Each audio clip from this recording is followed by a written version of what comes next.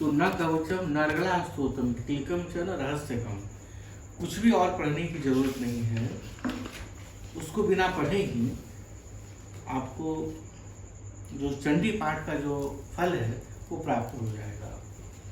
न कवचम नारगला स्तोत्रम कीलकम न रहस्यकम न सुक्तम विधानम च न च वाचनम पुंजिका पाठ मात्रेण दुर्गा पाठ फलम लभेत् अति गुह्यतरम देवी देवानामपि दुर्लभम। बोले कि इतना ज्यादा ही पवित्र है। इससे क्या क्या हम लोग को मिलेगा? मारणम मोहन वश्यम अस्तंभन उच्चाटनादिकम पाठ मात्रेण संसिद्धे कुंजिका स्तोत्रम उत्तमम। यानी कि विधान है इसमें, इससे हमें क्या क्या चीज मिल जाएगा? मारणम, मोहनम, वश्यम, स्तंभनम, उच्चाटन आदि। अभी क्या है? इस सबसे ज्यादा गलत व्याख्या से प्रभावित हुआ शब्द है क्या क्या? मारणम, मोहनम, वश्यम, स्तंभन, उच्चाटनम। इसी कारण जो तथाकथित पाखंडी लोग हैं, तांत्रिक, बोले बस इससे मारण हो जाएगा, चिंता नहीं कीजिए, बस ऐसे करेंगे फटाफट सबको मार देंगे। मोहनम, सबको हम वश में कर लेंगे, मोहित कर लेंगे। वश्यम, सबको वश में कर लेंगे। स्तंभनम, सबको स्तंभन में ला देंगे। ऐसे अनेक पंडित जी को हम लोग जानते हैं, वह बस दुर्गा भी हम तुरंत करते हैं ना, स्तंभन करके रख देंगे हम सबको। उच्चाटन, सबको उच्चाटन कर देंगे। सबसे ज्यादा विकृत व्याख्या जिसकी की गई है मूर्खों के द्वारा, वो इन शब्दों का जो अभूतपूर्व शब्द है, इसको उन लोग ने जाली बना के रख दिया। इस कारण अंधविश्वास का प्रवाह चलने लगा। जो ज्ञान नहीं है तो अंधविश्वास आएगा ही आएगा। यदि ज्ञान नहीं है, ज्ञान है हमारे पास, तो सबसे पहले क्या भ्रष्ट होगी? हमारी बुद्धि भ्रष्ट होगी। जब बुद्धि हमारी भ्रष्ट होगी तो फिर हम चिंतन करने के लिए राजी नहीं होंगे, तो हम विश्वास करेंगे। अनुविश्वास करेंगे तो हमारा शोषण होगा। एकदम साफ साफ गणित है। यहाँ मारणम, मोहनम, वश्यम, स्तंभनम, उच्चाटन आदि, केवल इसके ऊपर थोड़ा चर्चा करना आवश्यक है। मारणम क्या है? हम लोगों ने तत्वबोध में, आत्मबोध में पढ़ा कि 4 गुण चाहिए हम लोग को। क्या क्या चाहिए? विवेक, वैराग, समाधि, सत संपत्ति और मोक्ष, 7 विचार चाहिए, तब हम अध्यात्म में प्रवेश कर सकते हैं, है ना। ये जो मारणम है, इस सबसे पहले क्या है? विवेक। जो हमारे अंदर तमाम प्रकार की बुराई है, क्रोध, लोभ, मोह, व्यामनस्य, जितने प्रकार की बुराई है, उसको नष्ट कर देना, वो है मारण। ये किसी और को मारने की बात नहीं है। तुम्हारे अंदर जो विवेक नहीं है ये समझने का कि क्या नित्य है और क्या अनित्य है, और तुम श्रेय की जगह प्रेम को पकड़े हुए हो, अपनी स्मृति को नष्ट कर देना, यह है मारण, संक्षेप में। उसके बाद क्या? मोहनम। जैसे ही हम विवेकी हो जाते हैं, नित्य को पकड़ते हैं, अनित्य को छोड़ते हैं, तो हमारे अंदर सहज ही किसके प्रति मोहन होगा? जो श्रेयस्कर है, और किसके प्रति वैराग्य होगा? जो अश्रेयस्कर है। यह है मोहनम। इससे क्या होगा? ईश्वर के प्रति हम मोहित होते चले जाएंगे। ये हमारा अपना मोहित होना है। यह ईश्वर को अपने प्रति अनुराग से भर देना है कि हमारी तरफ ईश्वर एक बार देखे तो विचार तो करें कि हाँ, इसके ऊपर भी हमको अपनी कृपा रखनी चाहिए। यह है मोहन। मारण, मोहन, वश्यम। किसको वश में करना है? समाधि से, संपत्ति से हम किसको वश में करते थे? समगम क्या था? उपरमा क्या था? हमारी इंद्रियाएं जो चारों तरफ फैल गई हैं, 5 अलग दिशाओं में चल रही हैं। हम देखना चाहते हैं, सुनना चाहते हैं अपने मर्जी से, उसे भोजन करना चाहते हैं जो हमारे अनुकूल हो, और उसी में पागल है। इसके लिए सारा जीवन हम लोग नष्ट किए जा रहे हैं। इस वृत्ति को रोक करके हम अपने इंद्रियों को वश में कर लें, इस वश्यम की बात की जा रही है। इसमें किसी ऐसे व्यक्ति की बात नहीं की जा रही, कुछ शत्रु को हम बना लिए अपने मन के अंदर और उसको वश में किया जा रहा है। ऐसा कहीं भी दुर्गा सप्तशती में या सिद्धिका कुंज में नहीं कहा जा रहा है इसमें। और स्तंभनम क्या है? जब हम अपने अंदर की स्मृति को रोकते हैं, समझते हैं, तो हमारी वृत्तियां, जो हमारे विचार का प्रवाह है, वो स्तंभित हो जाती है, विलीन होने लगती है धीरे धीरे। और तब हमारे अंदर उच्चाटन अर्थात मोक्ष की गहरी कामना का उदय होता है, जिसको हम मोक्षत्व कहते हैं। इसे 4 शब्दों में आदिगुरु शंकराचार्य ने लिखा, विवेक, वैराग्य, समाधि, संपत्ति और मोक्षत्व। उसको यहाँ पर दुर्गा सप्तशती में वेदव्यास लिखते हैं। स्वयं भगवान शिव बोलते हैं अपने शब्दों में, क्या बोलते हैं? मानन मोहन वश्यम स्तंभन उच्चाटनादि। ये सूत्र है अध्यात्म जगत में प्रवेश करने का।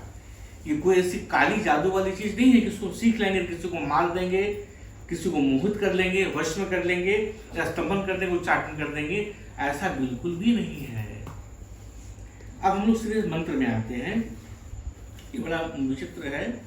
इस मंत्र से हम लोग को हवन करना चाहिए था। अभी उसकी व्यवस्था करें तो हम लोग कर सकते हैं। थोड़ा सा हम पढ़ते हैं, तो कोई एक आदमी व्यवस्था करे हवन का।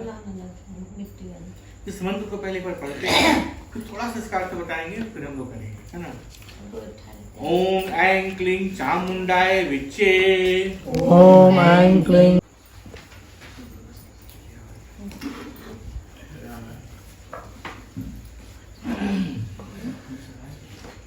देखो, जैसे कोई भी कार्य की सिद्धि अर्थात उसका जो फल प्राप्ति है, जैसे वो उसमें पूजा करते हैं, उपासना करते हैं, तो उसके फल प्राप्ति की कामना रहती है। और ये एक ऐसा हम लोग की अभी की साधना है, ऐसी साधना है अभी, जिसमें हम लोग बिल्कुल निस्वार्थ भाव से, बिना किसी फल कामना की कामना से इसको करते हैं। अगर हमारी कामना क्या होती है कि हम फलाशक्ति से रहित हो जाए, यही कामना है। यानी बाकी सारी कामनाएं हमारी समाप्त हो जाती है और सिर्फ एक कामना बच जाती है कि हमारी कोई कामना न रहे। ध्यान रहे, जब हम ये बोलते हैं कि हम कामना से रहित हो जाएं, तो यह भी तो एक कामना है ना। क्या कि हम कामना से रहित हो जाएं? कामना से रहित होने के लिए जब हम कामना करते हैं तो हम अजीब तरह के चक्रव्यूह में पड़ जाते हैं कि हम कामना कर रहे हैं कि हम कामना से मुक्त हो जाएं, लेकिन उसके लिए हमें कामना कर रहे हैं। तो आखिर इसके सिद्धि का कुंजी क्या है, चाबी क्या है कि इस दुष्चक्र में हम ना पड़े और उस कामना सिद्धि के लिए कामना रहित हो जाएं। हम लगातार चक्कर में पड़े रहते हैं, ये कर लेंगे तो कामना से मुक्त हो जाएंगे, ये करेंगे तो कामना से मुक्त हो जाएंगे, लगे रहते हैं। दुर्गा सप्तशती का हम लोगों ने जो पाठ किया इतने दिनों तक, सब लोगों ने जो साधना किया, इस निशा पूजा में, निशा पूजा का अर्थ क्या है? इस निशा पूजा में हम लोग उस कुंजी को स्पर्श करेंगे जिस कुंजी से हमारी इस कामना की सिद्धि होती है। कुंजी अर्थात चाबी, किसी ताला को खोलने की चाबी। उसी प्रकार हमारी साधना को सिद्ध करने की चाबी, उसे कहते हैं कुंजी। निशा का मतलब है कि जो 2 बार जो सूर्य का हमारे सामने प्राकट्य होता है, एक सुबह में और एक शाम में।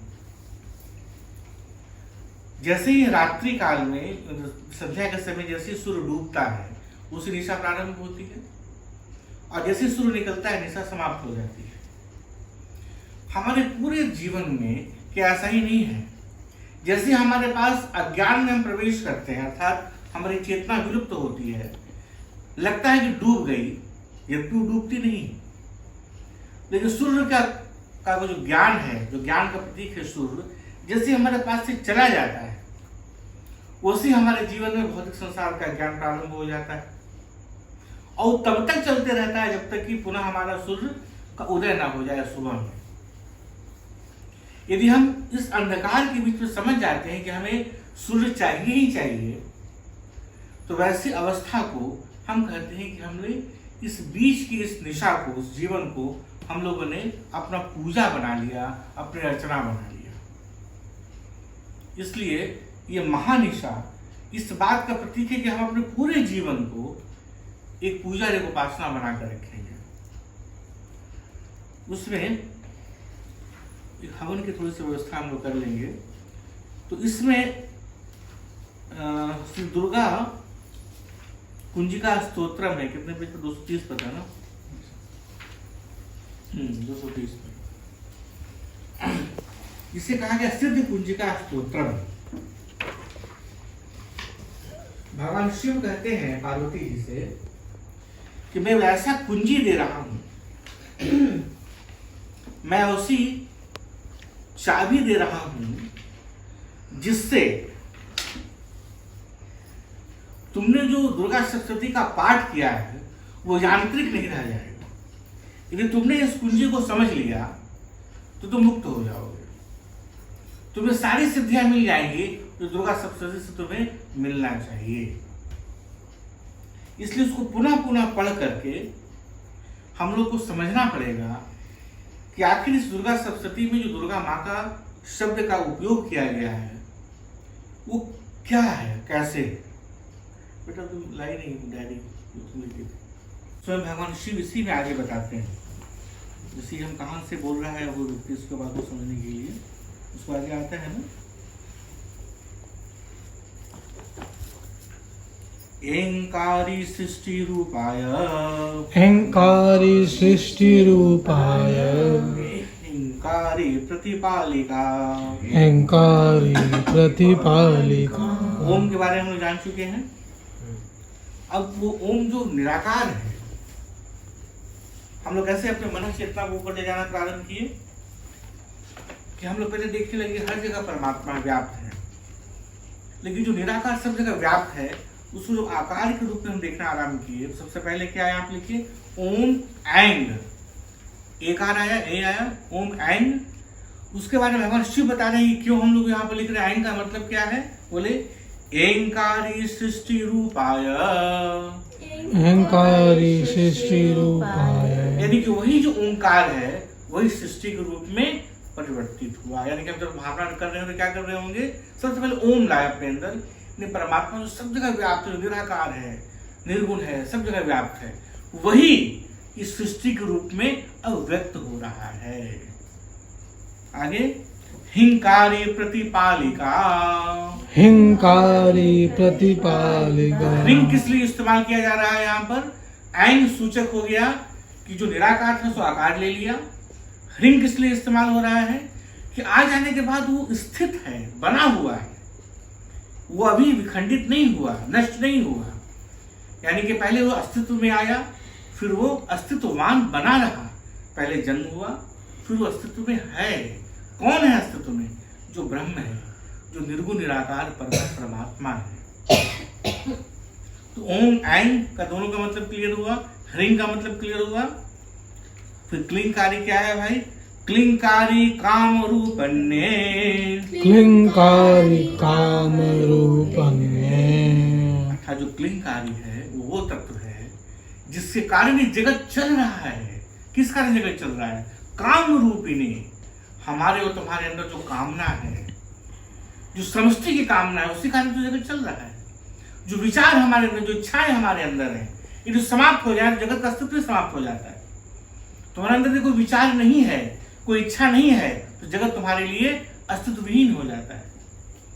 इसलिए जो क्लिंग है वो किसका सूचक है, कैसे निर्गुण निराकार परमात्मा कैसे आकार में आया, पहले अस्तित्व में आया ऐंग, फिर ह्रीं प्रतिपालन की स्थिति में आया, फिर वो काम रूपनी क्लिंग है। फिर बोले क्या, चामुंडाई विच्य है। चामुंडा का मतलब क्या है, चामुंडा चंड घातीय, चामुंडा चंड। चामुंडा कौन है, हम लोग देखा था ना कि एक ऐसा राक्षस हुआ जिसका सर कटता है और रक्त गिरता है उसका। क्या हुआ था, एक एक कण से, उस रक्त के एक एक कण से वैसे ही अनेक राक्षस उत्पन्न हो जाते थे। रक्त बीज जिसको कहे या चामुंडा उसको कहे। तो माँ काली ने क्या किया, माँ काली ने क्या किया कि उनके सारे रक्तों को वो जमा करती चली गई हाथ में खप्पड़ लेकर के, और एक बूंद भी जमीन पर गिरने नहीं दी। सारा का सारा रक्त के साथ वो उसको पी गई, नष्ट कर दी। उसके बाद वो नष्ट हो गया। और ये बताइए कौन करने के लिए ऐसा?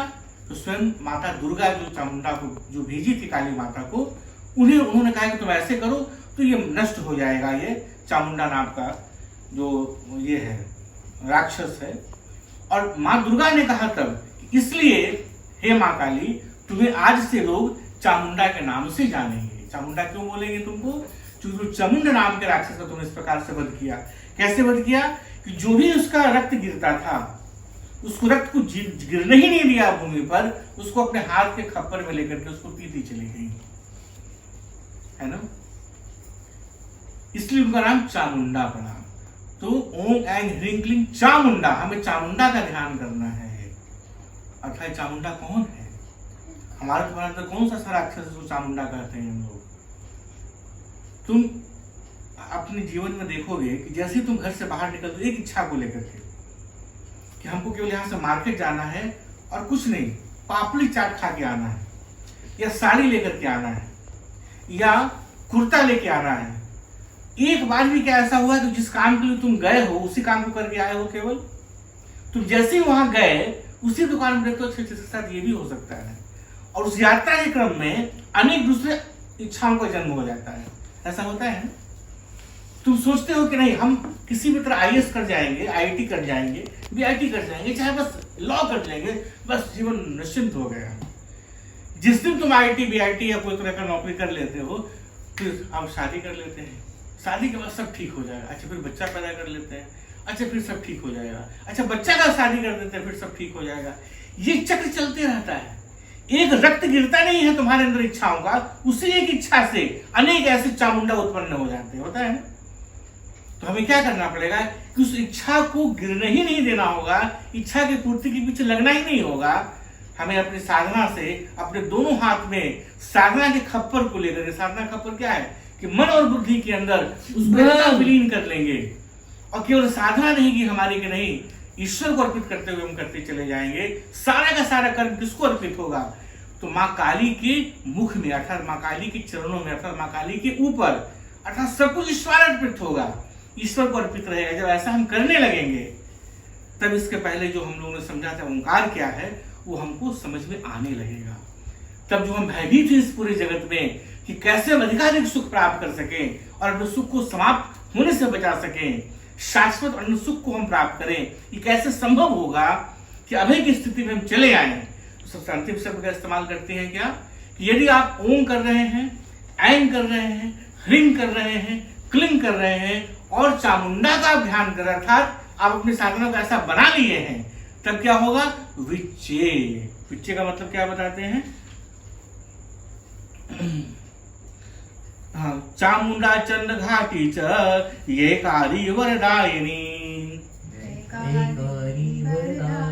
तो चामुंडा ए, यहाँ अंत में ये शब्द आया ना, तो बोले जैसे ही आप चामुंडा का ऐसा ध्यान करते हैं, अपने जीवन को ऐसा बना लेते हैं कि आपका सारा का सारा जो कृत्य है वो ईश्वर को अर्पित होने लगता है। आप बस यही काम करते हैं कि हे ईश्वर तेरी इच्छा पूर्ण हो, और हमारे अंदर जो रक्त है इच्छाओं का वो तेरे मुख में ही वास करे।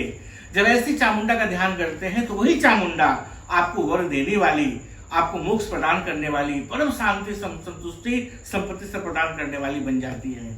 उसी को कहे कि जो चामुंडाए ये जो है वो क्या है? वरदायिनी, वो वरदायिनी बन जाती है। अर्थात क्या स्टेप हुआ हमारे अभी इस हवन करने का? पहले हम ओंकार, जैसे ओम बोलेंगे तो हमारे मन में क्या ख्याल आएगा कि हम परब्रह्म परमात्मा में विलीन हो रहे हैं, जो निराकार है। वो जो परमात्मा है वही आकार ग्रहण किया, ऐं कर कहते ही आकार किसमें ग्रहण किया? सृष्टि के रूप में। फिर वो आकार धारण करके स्थित है उसी रूप में, ये कहा आया? ह्रीं में। और क्लीं क्या हुआ? उसमें स्थित है, वो केवल काम से बना हुआ है, वासनाओं से बना है पूरा संसार। कैसे उससे मुक्त होंगे? हम अपने वास्तव, अपने इच्छाओं को गिरने नहीं देंगे अपने इस काम रूपने जगत में, हम उसको ईश्वर को अर्पित करते चले जाएंगे। वो चामुंडा जब ऐसा हम कर लेते हैं तो चामुंडाए, तब वो चामुंडा जो माँ काली है वो मुझे वरदान देने वाली बन जाएंगी। और वरदान हमें क्या देंगी कि हम अभय को प्राप्त हो जाएंगे, चामुंडाय विच्चे विच्चे च अभयादयम् चे च अभया नित्यम् विच्चे च अभयादा नित्यम् विचे च भयदा नमस्ते मंत्र रूपिणी। ये जो मंत्र है, इस मंत्र के स्वरूपनी हे माता, हे देवी, तुम्हें मेरा प्रणाम है। तो ओम ऐं ह्रीं क्लीं चामुंडाय विच्चे स्वाहा, इतना में भी संपूर्ण है ये। इतना इसलिए जब बहुत अनुष्ठान होता है तो हम लोग 108 बार केवल इसी को डालें तब भी हम मुक्त हो जाएंगे, लेकिन केवल डालने से नहीं मुक्त होंगे। हम हर एक बार यदि विचार करते हैं कि ओंकार क्या है, ऐं क्या है, ह्रीं क्या है, क्लीं क्या है, चामुंडा क्या है, ए क्या है और विच्चे क्या है, यदि भावना हमारे निरंतर लगातार बनी हुई है, 108 बार जो हम बना के रखते हैं, फिर निरंतर वो भावना बनी रहती है, तभी हम मुक्त हो सकेंगे। ये उसका बीज मंत्र का प्रारंभिक टुकड़ा हुआ। कहे कि नहीं, इसके अलावा और भी है, लेकिन विस्तार